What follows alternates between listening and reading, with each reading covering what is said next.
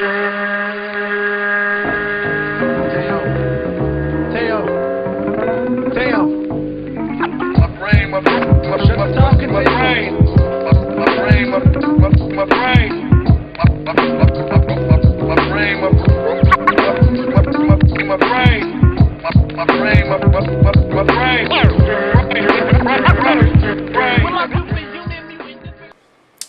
up, bitches?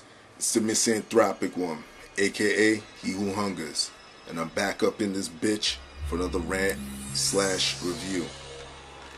Today, I want to talk about this album right here, Aire's latest album called Ox 2010, A Street Odyssey. For those who never heard of Aire before, he's an MC that reps New York. He reps Brooklyn, but mostly Harlem at times. And he came up in the game in the mid to late 90s, putting out a bunch of underground mixtapes and whatnot. And him and his partner in rhyme, Odyssey, formed a rap group called Cannibal Ox.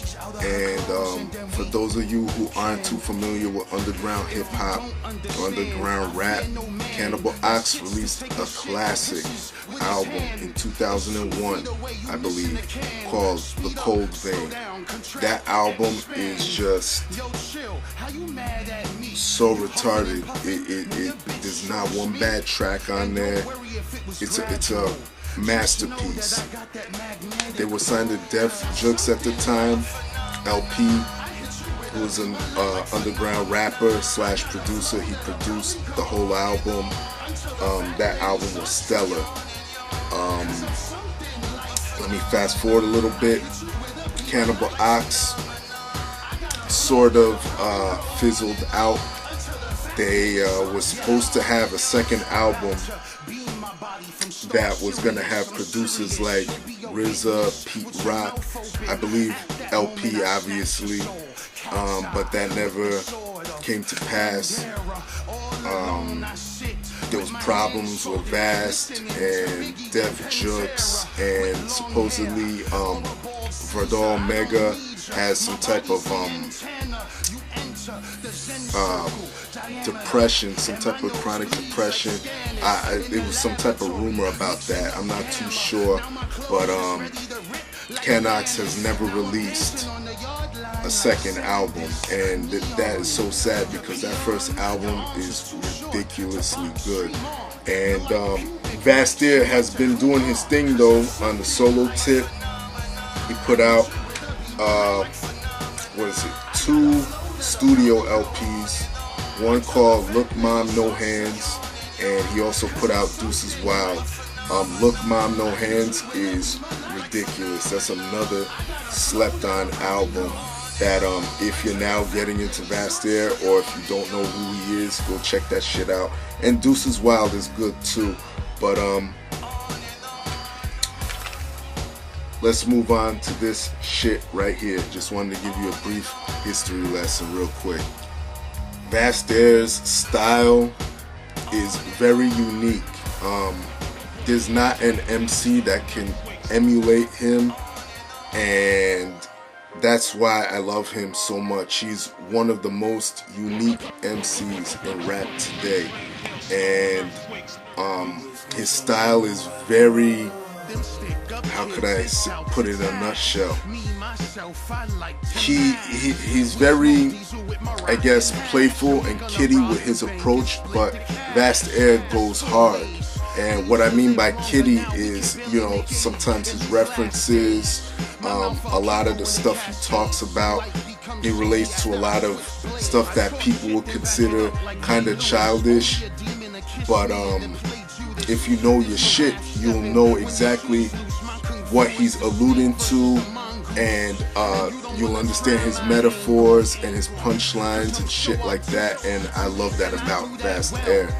And he's not ashamed to show that side of himself in his raps. So I gotta give it to him for creating a style that nobody else could copy, because if anybody else tried to, they'd sound fucking stupid. Let me get into some of the producers on this album. You have Vastaire himself, you have Count Fifth, who produced 5 tracks on this album. You have Harry Fraud, Thanos, RY, Ciroc, POV, Melodious Monk, Ayatollah, and Brotherhood 603. Brotherhood 603 is a group consisting of Thanos and RY, so they had their share of tracks on this album too.